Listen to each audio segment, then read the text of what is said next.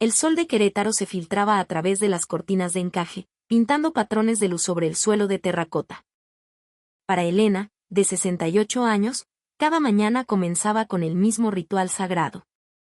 Se acercaba al retrato de su difunto esposo, Ricardo, que descansaba sobre una pequeña mesa de madera en la sala, y le hablaba como si él pudiera escucharla desde el más allá.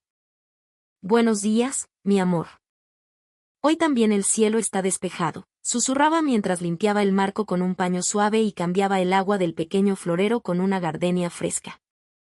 Hacía 3 años que Ricardo se había ido, y aunque el eco de su ausencia todavía resonaba en la casa silenciosa, Elena había encontrado una nueva paz en su soledad. Su vida, después de décadas como jefa de enfermeras, era ahora un remanso de tranquilidad, financiada por una pensión que le permitía vivir sin lujos pero con dignidad.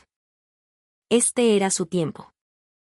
El tiempo para disfrutar de un café de olla caliente por la mañana, para leer sin prisas los libros que había acumulado, para reunirse con sus amigas de toda la vida a tomar un chocolate en el centro, o para planear pequeñas escapadas a los pueblos mágicos cercanos.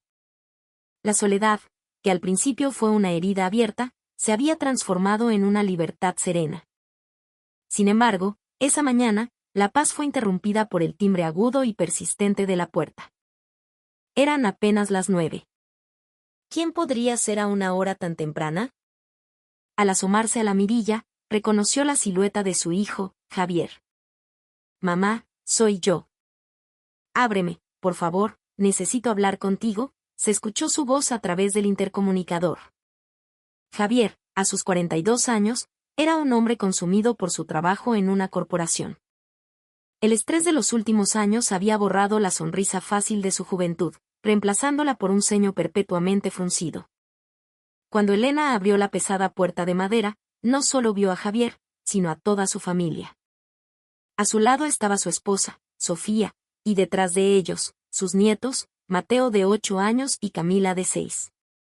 Sofía, una exazafata que ahora trabajaba a tiempo parcial en un supermercado Soriana, conservaba un aire de superioridad que a menudo chocaba con la sencillez de Elena. A pesar de sus 3 turnos a la semana, hablaba de su antiguo trabajo con un orgullo que bordeaba la arrogancia. «Abuela», gritaron los niños al unísono, corriendo a abrazarla con la energía incontenible de la infancia. «Hola, mis amores. Mateo, Camila, qué sorpresa». «¿Pero qué hacen aquí tan temprano?», preguntó Elena, sintiendo como el corazón se le ablandaba con el calor de sus pequeños cuerpos. Ver las sonrisas de sus nietos era un bálsamo, pero la expresión tensa en los rostros de Javier y Sofía delataba que no era una visita de cortesía. Había una atmósfera pesada, como la que precede a una tormenta. «Pasen, pasen. Les preparo un café», dijo, haciéndose a un lado para dejarlos entrar. Una vez en la sala, Javier se sentó en el borde del sofá, inquieto, mientras Sofía recorría la habitación con una mirada que parecía evaluar y juzgar cada rincón. Elena se movió hacia la cocina, sintiendo sus miradas en la espalda. «¿Y bien, qué pasa? ¿A qué se debe esta visita tan matutina?», preguntó mientras ponía la cafetera al fuego. Javier intercambió una mirada rápida con Sofía antes de hablar, su voz teñida de una tensión inusual. «Mamá, queríamos pedirte un favor muy grande». Hizo una pausa, como si buscara las palabras adecuadas. «Necesitamos que cuides a Mateo y a Camila. Todos los días, entre semana». Elena se quedó helada, con la jarra de agua en la mano. Sus ojos se abrieron con incredulidad. «¿Todos los días?»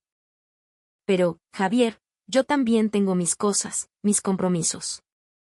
Antes de que pudiera terminar la frase, Sofía la interrumpió con una frialdad cortante. «Ay, suegra, por favor. Usted vive de su pensión, tiene todo el tiempo del mundo. Nosotros trabajamos, es lo más lógico, ¿no cree?». Las palabras de Sofía no llevaban la suavidad de una petición, sino el peso de una exigencia. Hablaba como si cuidar de sus hijos fuera la obligación natural e indiscutible de Elena, un derecho que ellos podían reclamar. Elena, desconcertada, no supo qué responder.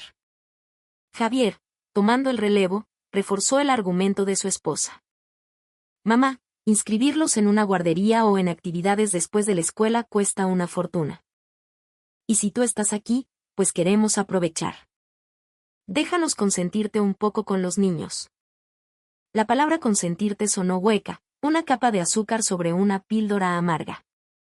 Pero todos los días es mucho, balbuceó Elena, sintiéndose acorralada.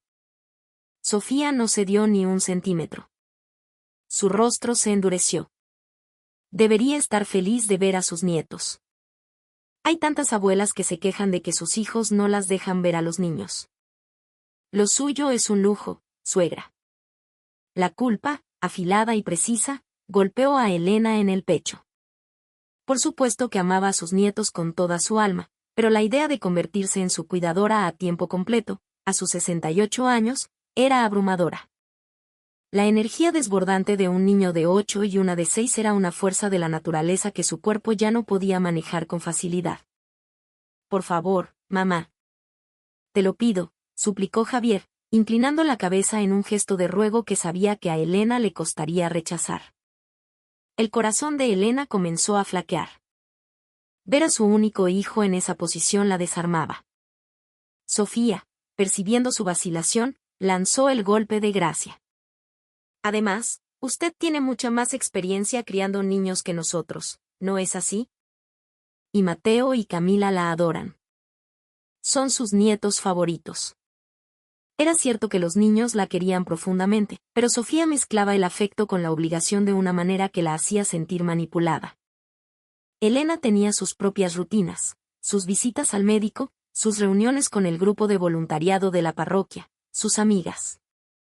Mientras los adultos negociaban su futuro, Mateo y Camila ya habían hecho de la sala su patio de recreo. Abuela, ¿quién es el señor de la foto?, preguntó Camila, señalando el retrato de Ricardo. Es tu abuelo, mi amor, respondió Elena con una sonrisa melancólica. Mateo se acercó, curioso.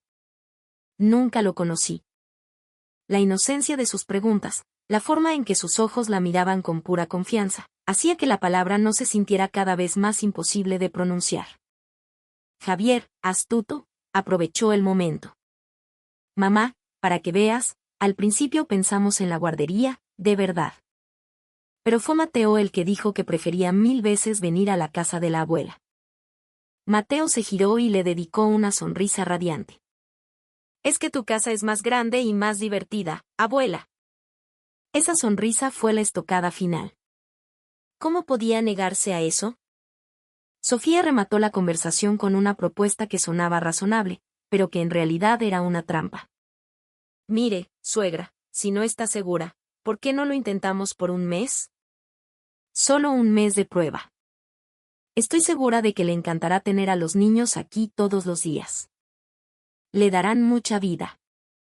Javier asintió con entusiasmo. Claro, mamá. Ellos te quieren mucho, verás que bien la pasan todos. Elena se sintió completamente atrapada. Entre las miradas expectantes de su hijo y su nuera, y las sonrisas inocentes de sus nietos, no encontró escapatoria. Está bien, suspiró, rindiéndose. Lo intentaremos por un mes. Los rostros de Javier y Sofía se iluminaron instantáneamente. Gracias, mamá. De verdad, nos salvas la vida, exclamó Javier. Elena forzó una sonrisa, pero una sensación helada le recorrió la espalda. En ese momento, no podía saber que acababa de abrir la puerta a un infierno personal, uno construido con las mejores intenciones y pavimentado con el amor incondicional que sentía por su familia. El lunes siguiente, su nueva vida comenzó. A las 3 de la tarde en punto, Mateo y Camila irrumpieron en la casa, sus voces llenando el silencio que había sido la norma durante 3 años. Abuela, ya llegamos. La primera semana, Elena admitió para sus adentros, fue genuinamente agradable. El sonido de las risas infantiles era una música que no había escuchado en mucho tiempo. La casa se sentía viva de nuevo. Abuela, tengo hambre, gritaba Mateo, dejando la mochila tirada en el suelo para ir directo al refrigerador. Primero la tarea, jovencito, le decía a ella, tratando de imponer un orden. Mateo hacía un puchero. Pero es que me muero de hambre. Bueno, una quesadilla rápida y luego a los libros. Camila, imitando a su hermano, ponía una voz lastimera. Yo también, abuela, yo también quiero. Después de la merienda, comenzaba la batalla con los deberes escolares, una tarea mucho más ardua de lo que había imaginado. Mateo se frustraba con las matemáticas. Abuela, no le entiendo a esto, se quejaba cada 5 minutos. Camila, por su parte, se ponía a llorar cuando no podía leer una palabra en su libro de texto. No puedo, las letras se mueven. Atender a los dos al mismo tiempo era un acto de malabarismo que dejaba a Elena sin aliento. Cuando por fin terminaban, empezaba la segunda parte del día, la hora de jugar. Abuela, vamos al parque, exigía Mateo, tirando de su mano con una fuerza sorprendente. En el parque, todo era correr. Las traes, las escondidas, empujar a Camila en el columpio. Después de media hora, Elena sentía que los pulmones le iban a estallar. Le dolía la espalda baja, las rodillas le protestaban con cada paso. Abuela, otra vez. No te canses, le gritaba Mateo, inmune a la fatiga. Un ratito más, por favor, suplicaba Camila.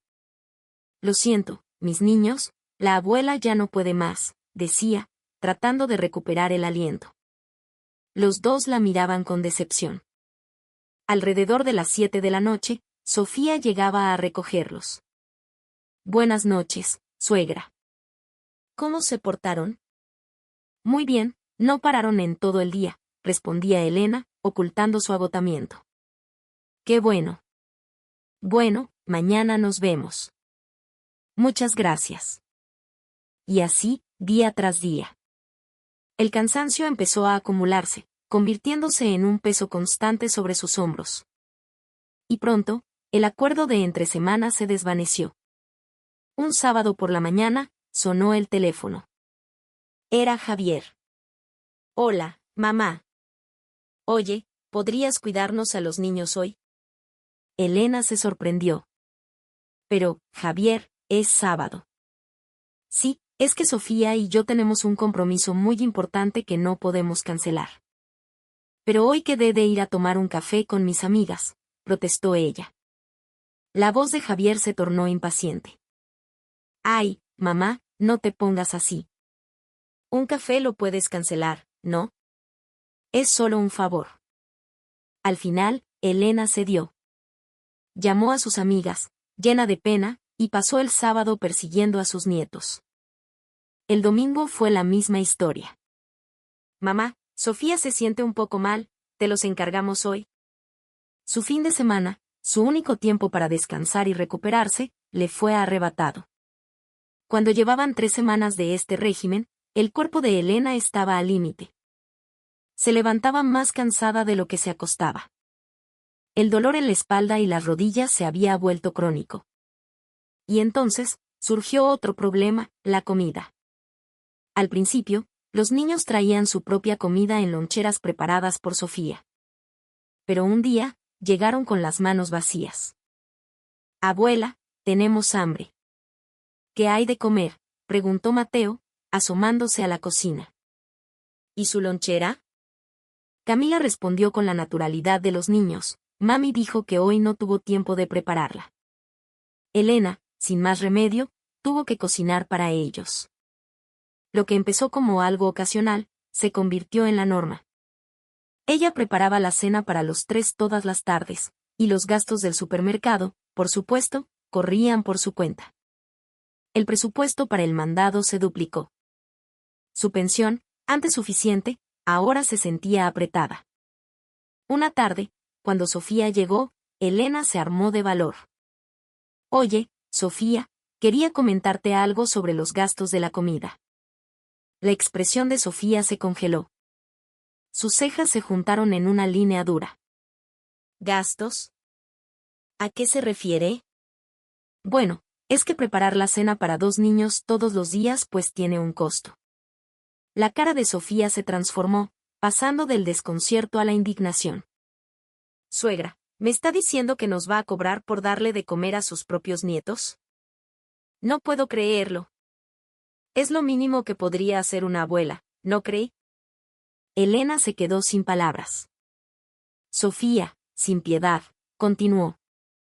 Además, estoy segura de que para usted es más alegre comer acompañada que sola. Debería agradecernos. Elena solo pudo asentir, sintiendo una amargura profunda en la boca del estómago. Esa noche, después de que se fueron, se derrumbó frente al retrato de Ricardo. Las lágrimas corrían por sus mejillas mientras le hablaba en susurros. «Ay, mi amor, ¿qué hago? Ya no puedo más». Estaba agotada física, económica y emocionalmente, pero la idea de negarse y dañar la relación con su única familia la aterrorizaba. Las mañanas de lunes se convirtieron en su peor pesadilla. Los domingos por la noche, el insomnio la torturaba, llenándola de ansiedad por el día que estaba por comenzar. «Elena, te ves muy mal». «¿Estás bien?», le preguntó su amiga Isabel un día que se encontraron en el mercado. Isabel, una directora de escuela jubilada, tenía una mirada aguda que no se perdía de nada. «Estoy bien, solo un poco cansada», mintió Elena, forzando una sonrisa que no llegó a sus ojos. «Sabes que puedes contar conmigo para lo que sea». «No te guardes las cosas», insistió Isabel, su voz llena de una genuina preocupación. Las amables palabras de su amiga fueron como una llave que abrió una compuerta en su interior, y tuvo que contener las lágrimas. Estaba viviendo lo que algunas de sus amigas llamaban el síndrome de la abuela esclava. Amaba a sus nietos, pero el lunes se había convertido en un día de terror. Su tiempo personal había desaparecido. No había cafés con amigas, ni voluntariado, ni un momento de paz. Pero lo que más le dolía era la indiferencia de su hijo y su nuera. La frase de Javier, «tú que tienes todo el tiempo del mundo», resonaba en su mente como un eco cruel. Sentía que la trataban no como a una persona, sino como a un recurso gratuito y siempre disponible. En medio de esa espiral de agotamiento y tristeza, su cuerpo finalmente dijo basta. Fue un martes por la tarde, una tarde como cualquier otra. Mateo, como siempre, tiraba de su mano. «Abuela, vamos al parque». Elena intentó levantarse del sillón, pero en ese instante, una cortina negra cayó sobre sus ojos. Un zumbido llenó sus oídos y el suelo se precipitó hacia ella. Cuando recuperó la conciencia, estaba tendida en el piso de la sala. Las caras asustadas de Mateo y Camila la miraban desde arriba. «Abuela», gritaban, sus voces temblando al borde del llanto. «Estoy bien, mis niños. Solo déjenme sentarme un momento», logró decir. Con un esfuerzo sobrehumano, se arrastró hasta el sofá. Su cuerpo se sentía pesado, sin fuerza, y su cabeza daba vueltas. «Abuela, ¿qué te pasó?», preguntó Camila, tomándole la mano con sus deditos fríos. «Nada, mi amor». La abuela solo está un poco cansada, intentó sonreír para tranquilizarlos, pero mantenerse erguida era una proeza. En ese momento, sonó el timbre. ¿Quién podría ser? Tambaleándose, se dirigió a la puerta. Era la voz de Isabel. «Elena, ¿estás en casa?». Cuando abrió, Isabel vio su rostro pálido y demacrado y supo de inmediato que algo andaba muy mal. «Elena, por Dios, estás pálida como un fantasma». «Estoy bien, de verdad, solo un poco». No pudo terminar la frase. Sus piernas cedieron y la conciencia se le escapó de nuevo. Lo siguiente que supo fue el sonido de una sirena y el vaivén de un vehículo en movimiento. Estaba en una ambulancia. Isabel estaba a su lado, sosteniéndole la mano con fuerza, su rostro lleno de preocupación. «Elena, ¿me escuchas?». «Isabel, los niños», fue lo primero que preguntó. «No te preocupes. Le llamé a tu hijo. Vienen para acá. Ahora solo piensa en ti». En el hospital, una serie de pruebas confirmaron lo que su cuerpo le había estado gritando durante semanas: agotamiento extremo, estrés crónico y presión arterial peligrosamente alta. «Necesita descansar». «Absoluto reposo», le dijo el médico con seriedad. «¿Ha estado bajo mucha presión últimamente?». Elena no pudo responder. La respuesta era tan obvia que dolía. Mientras le administraban suero en una habitación del hospital, Javier y Sofía llegaron, con rostros que mostraban más apuro que preocupación. «Mamá, ¿estás bien? Nos diste un susto, dijo Javier. Perdón por preocuparlos, se disculpó Elena. Sofía, sin embargo, fue directo al grano, su voz teñida de fastidio. Suegra, ¿y ahora, qué vamos a hacer mañana con los niños? La pregunta cayó como una piedra en el estómago de Elena. ¿Mañana? Ni siquiera le habían preguntado qué había dicho el médico. Javier se unió a la conversación. Sí, mamá, no te preocupes por nosotros, pero recupérate pronto, ¿eh? Porque no sé quién va a cuidar a los niños. En ese instante, Elena sintió como algo dentro de ella se rompía de forma irreparable. Estaba en una cama de hospital, conectada a un suero, y la única preocupación de su hijo y su nuera no era su salud, sino la logística de su servicio de guardería gratuito. Así que para ustedes es más importante la cuidadora gratuita que mi salud, murmuró con una voz apenas audible. Sofía tuvo el descaro de parecer ofendida. Ay, suegra, no diga eso. Claro que nos preocupamos por usted. Pero sus acciones los delataban. Elena los escuchó cuchichear en un rincón de la habitación. ¿Crees que en la guardería de la colonia tenga lugar? No, hay lista de espera. ¿Y ahora qué hacemos hasta que mi mamá se recupere? Escuchar esa conversación fue como recibir una bofetada. Para ellos, ella no era una madre ni una abuela, era una solución conveniente a un problema logístico. Su bienestar, sus sentimientos, su vida, no figuraban en la ecuación. Una tristeza profunda y helada la invadió, un dolor más agudo que cualquier dolencia física. Al día siguiente, Isabel fue a visitarla. Elena, ¿cómo te sientes?, le preguntó, sentándose a su lado. Gracias por todo, Isabel. Ya estoy un poco mejor. Isabel le tomó la mano y la miró con una intensidad que la obligó a sostenerle la mirada. Elena, ya basta. No tienes por qué seguir aguantando esto. Los ojos de Elena se llenaron de lágrimas. Pero es mi familia, no quiero problemas. ¿Problemas? ¿Qué clase de relación es esta en la que te explotan hasta que terminas en un hospital? Eso no es familia, Elena, es abuso. Isabel, con la claridad y la franqueza que le había dado su profesión, desmanteló todas sus excusas. Elena, tú tienes el poder de cambiar esto. Tienes opciones. ¿Qué opciones? Sollozó Elena. La opción de mostrarles quién eres en realidad. Ellos no tienen ni idea, ¿verdad? Las palabras de Isabel resonaron en su mente. Era cierto. Javier y Sofía la veían como una pobre viuda que vivía de una modesta pensión. No sabían la verdad. Después de la muerte de Ricardo, Elena había estado a punto de venderlo todo, abrumada por el dolor.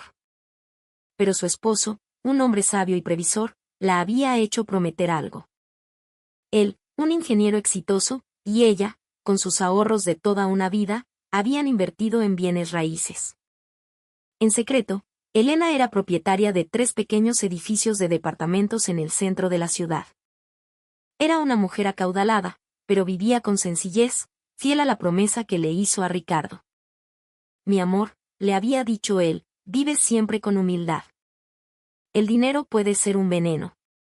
Viviendo así, verás el verdadero corazón de las personas. Y vaya que lo estaba viendo.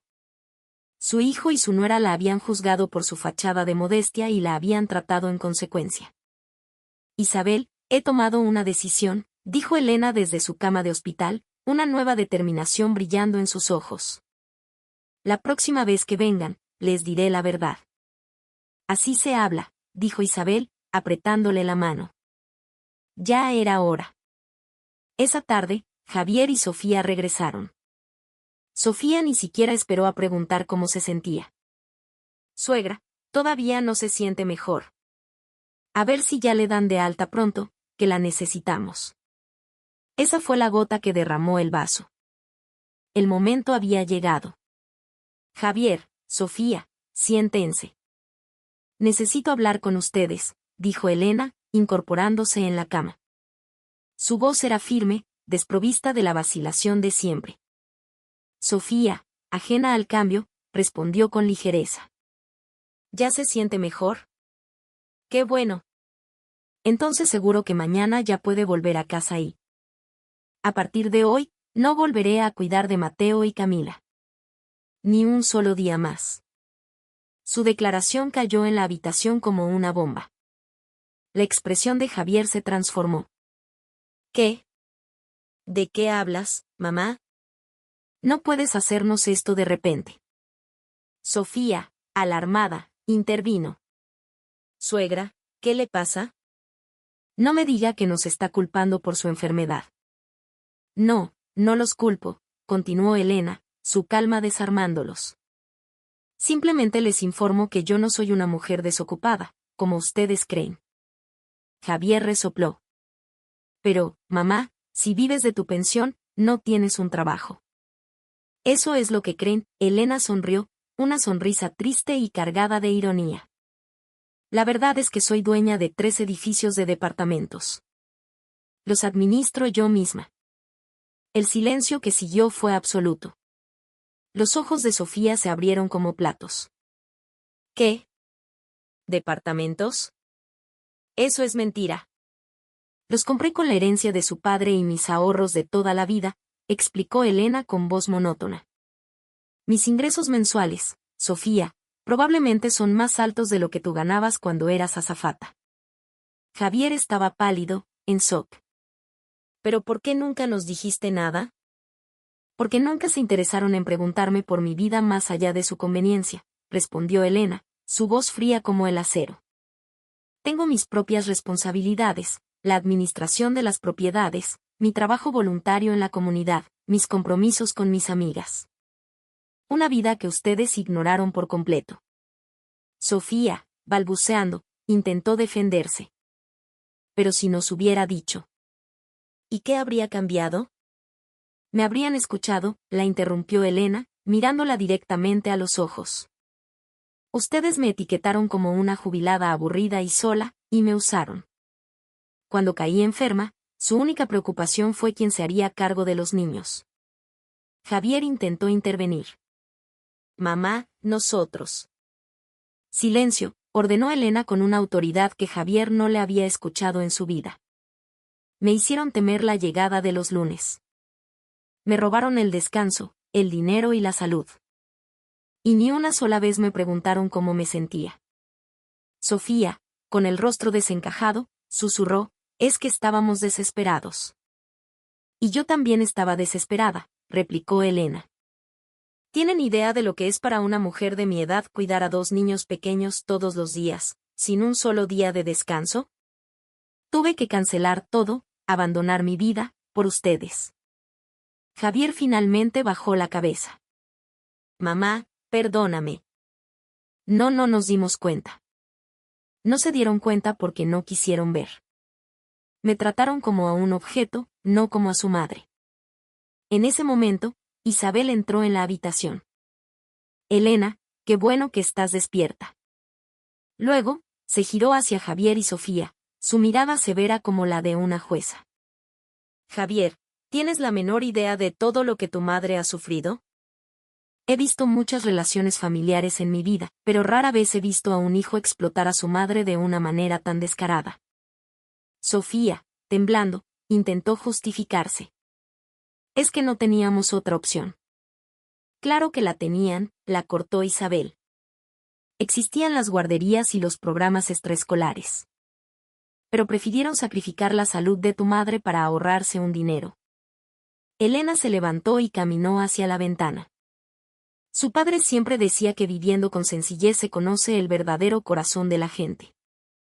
Ahora entiendo perfectamente lo que quería decir. He visto su verdadero corazón. Javier, desesperado, suplicó, mamá, nos equivocamos. Danos otra oportunidad. Oportunidad, Elena rió sin alegría. ¿Una oportunidad para seguir usándome hasta que vuelva a caer? Sofía, llorando, preguntó, ¿entonces qué vamos a hacer? Ese es su problema, no el mío, respondió Elena, su voz implacable. Mateo y Camila son sus hijos. Asuman su responsabilidad. Inscríbanlos en una guardería, ajusten sus horarios de trabajo, encuentren una solución como los adultos que son. Mamá, te pagaremos, ofreció Javier como último recurso. No es una cuestión de dinero, lo atajó Elena. Es una cuestión de respeto y de confianza. Y ustedes destruyeron ambas cosas. Isabel añadió, su madre es una mujer increíblemente valiosa para nuestra comunidad. Todos la respetan por su trabajo voluntario y su generosidad. Es una lástima que su propia familia no pueda ver eso. Entonces, nunca más, susurró Sofía. Podemos tener una relación de adultos, si es que aprenden a respetarme, sentenció Elena. En cuanto a mis nietos, los amo. Pero una cosa es amarlos y otra es ser su sirvienta. Los cuidaré un domingo por la tarde, una vez al mes. Y solo si yo quiero. No esperen nada más. Javier y Sofía salieron de la habitación en silencio, con los hombros caídos, derrotados. Isabel le puso una mano en el hombro a Elena. Lo hiciste muy bien. Gracias, Isabel, dijo Elena, sintiendo que un peso enorme se levantaba de su corazón. Sin ti, no sé qué habría hecho. El cielo fuera de la ventana del hospital parecía más azul que nunca. Por primera vez en meses, sentía que su vida volvía a ser suya. 3 meses después, Elena disfrutaba de una mañana tranquila, el tipo de mañana que casi había olvidado. Se acercó al retrato de Ricardo. Mi amor, gracias a ti, estoy volviendo a vivir. Tengo mis días llenos de cosas que me hacen feliz. Javier y Sofía habían inscrito a los niños en un programa después de la escuela. Al principio, se quejaron del costo, pero era su responsabilidad. Elena cumplió su promesa, veía a sus nietos un domingo por la tarde al mes, pero ahora era un encuentro deseado, no una obligación impuesta. Abuela, ¿cuándo podemos volver a venir?, preguntaba Mateo con genuino entusiasmo. ¿Qué les parece el tercer domingo del próximo mes? Sí, gritaba Camila, aplaudiendo. Esos momentos se habían vuelto preciosos, porque nacían de su propia voluntad y no de la coerción. Elena había retomado sus actividades. El voluntariado en el centro comunitario, las reuniones con sus amigas, la gestión de sus propiedades. La vida volvía a tener color. Sus inquilinos la apreciaban y se sentía útil y valorada. Un día, Javier la llamó por teléfono. Hola, mamá. ¿Cómo estás? Muy bien, hijo, ¿y ustedes? Bien. Oye, quería contarte que Mateo ha hecho muchos amigos nuevos en su programa. Y Camila, dice Sofía, ya hace toda su tarea antes de que la recojamos. Les ha sentado bien. Había una nota de sorpresa en su voz. Me alegro mucho, hijo. Los niños necesitan interactuar con otros niños y con diferentes adultos. Hubo una pausa.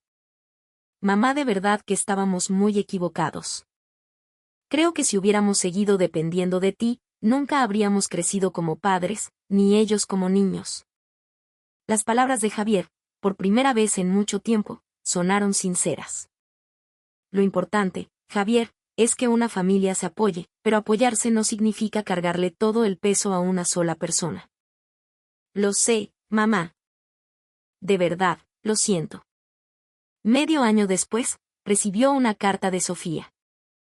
En ella, le pedía perdón sin excusas. Admitía su egoísmo y le agradecía la dura lección. Escribía que gracias a esa crisis, ella había conseguido un trabajo de tiempo completo, que estaban logrando salir adelante por sus propios medios y que sentían un nuevo orgullo como familia.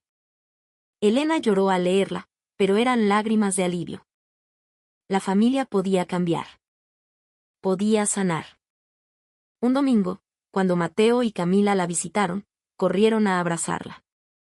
Abuela, en el programa nos enseñaron a hacer galletas, dijo Mateo con orgullo. La próxima vez te las preparamos nosotros a ti, añadió Camila. Elena los abrazó con fuerza, sintiendo una felicidad pura y sin adulterar.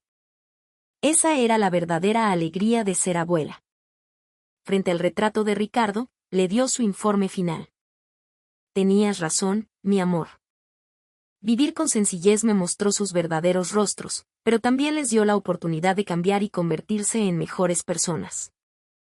El sol de la tarde entraba en la sala, bañando la foto de su esposo en una luz cálida. A sus 68 años, Elena ya no era una mujer a la que se le pudiera imponer nada. Había recuperado las riendas de su vida y, entre las risas de sus nietos, sentía una felicidad profunda y serena. Había aprendido que el amor verdadero no exige sacrificios hasta el punto de la aniquilación, sino que se construye sobre el respeto mutuo.